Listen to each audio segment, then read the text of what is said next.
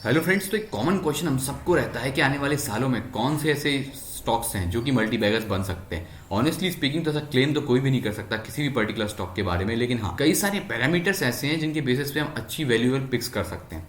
सबसे important factor जो कि एक कंपनी को मल्टी बैगर बनाते हैं उन पर हम एक एक करके ध्यान देते हैं। तो सबसे पहला फैक्टर होगा सेक्टरल ग्रोथ, कितना ग्रोथ उस सेक्टर में आने वाला है। दूसरा, कंपनी का मार्केट कैप, उस सेक्टर में वो कंपनी कितना परसेंटेज मार्केट होल्ड करी हुई है। तीसरा, कंपनी का फ्यूचर प्रोजेक्शन, वो कंपनी कितना अपनी मार्केट को फ्यूचर में एक्सपेंड करने वाली है।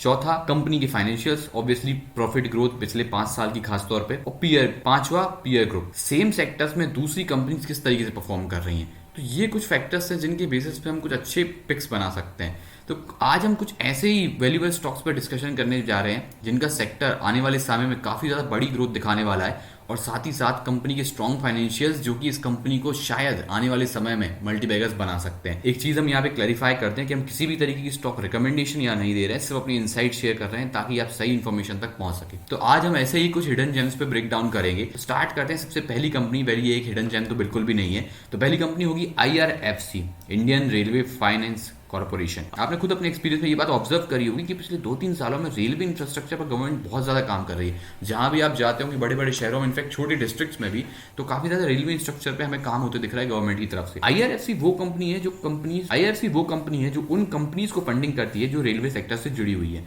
जैसे कि IRCTC, RVNL, Ircon international, RITES limited etcetera. IRFC basically इन सारी रेलवे PSU कंपनी को फंड करती है, क्योंकि इन कंपनी को फंड करना काफी लॉन्ग टर्म के लिए चाहिए रहता है, वो भी चीप इंटरेस्ट के साथ। IRFC का डिविडेंड पे आउट अगर हम देखें तो वो भी 31.5% का है, जो कि काफी ज्यादा अच्छा है। कंपनी का नेट प्रॉफिट अगर हम देखें तो 2020 से ये कंपनी कंटिन्यूअसली ग्रो कर रही है। सबसे पॉजिटिव फैक्टर ये कि गवर्नमेंट बैक्ड कंपनी है, जिसकी वजह से रिस्क काफी ज्यादा कम हो जाती है। रेलवे सेक्टर में काफी बड़ा केपेक्स प्लान्स अनाउंस भी हुए हैं। तो बेसिकली वैल्यूएशन, डिविडेंड और पी, तीनों फैक्टर्स इस कंपनी को एक बहुत ही अच्छा ऑप्शन बनाते हैं। कुछ की पॉइंट्स पे ध्यान दें तो ये कि रेलवे एक्सपेंशन और सेक्टरल ग्रोथ आने वाले 2 से 3 सालों में इस कंपनी को एक बहुत ही अच्छा मल्टीबैगर बनाते हैं। तो अब आते हैं सेकंड कंपनी पे, BEL। सबने नाम सुना ही होगा, मुझे लगता है काफी ज्यादा लोगों के पोर्टफोलियो में ये होगा भी, भारत इलेक्ट्रॉनिक्स लिमिटेड। तो BEL डिफेंस सेक्टर की कंपनी, हम सब जानते हैं ये कंपनी सप्लाई और मैन्युफैक्चर करती है इलेक्ट्रॉनिक इक्विपमेंट्स डिफेंस सेक्टर को। डिफेंस में डिमांड पूरे ही ग्लोबल लेवल पर हमें बढ़ती हुई दिख रही है। कंपनी का नेट प्रॉफिट पर अगर ध्यान दें तो 2020 से सॉलिड ग्रोथ इस कंपनी के नेट प्रॉफिट कंटिन्यूअसली देखने को मिल रही है। कंपनी ऑलमोस्ट डेट फ्री है। कंपनी का 3 ईयर का अगर ROE देखें तो 26.4% पे है, जो कि काफी ज्यादा अच्छा पॉजिटिव फैक्टर है। और इसके साथ साथ कंपनी का डिविडेंड पे आउट भी काफी ज्यादा स्ट्रॉन्ग है, 39.1% का। की पॉइंट ये कि एक तो बहुत अच्छी strong order book plus strong financial, इसके साथ साथ डिफेंस इक्विपमेंट की ग्लोबल डिमांड कंटिन्यूअसली बढ़ती जा रही है, जो इसको एक पोटेंशियल मल्टीबैगर बिल्कुल बना सकते हैं।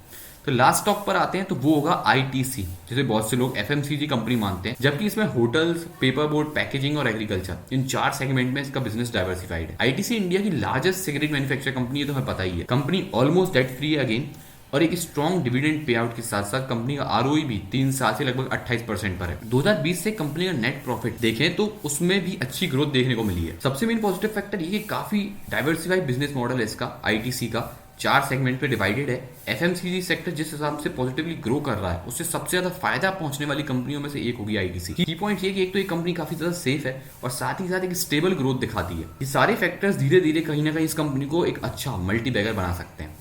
तो ये थे 3 जेम्स जिनके बारे में आज हमें डिस्कशन करना था। एक बात यहाँ पे बता दूं कि रिकमेंडेशन बिल्कुल भी नहीं है और ना ही हम सेबी रजिस्टर्ड है, बस अपने POV से इनसाइट्स आपको प्रोवाइड करते हैं। चैनल को अगर आपने अभी तक सब्सक्राइब नहीं किया हो तो नीचे दिए गए बेल आइकन को प्रेस करें। कोई भी वैल्यूएबल इन्फॉर्मेशन हमने अगर इस वीडियो में आपको प्रोवाइड करी हो तो लाइक करें, शेयर करें। कमेंट बॉक्स में जरूर बताएं कि इनमें से कौन सा शेयर आपको सबसे ज्यादा प्रॉमिसिंग लगता है। Thank you.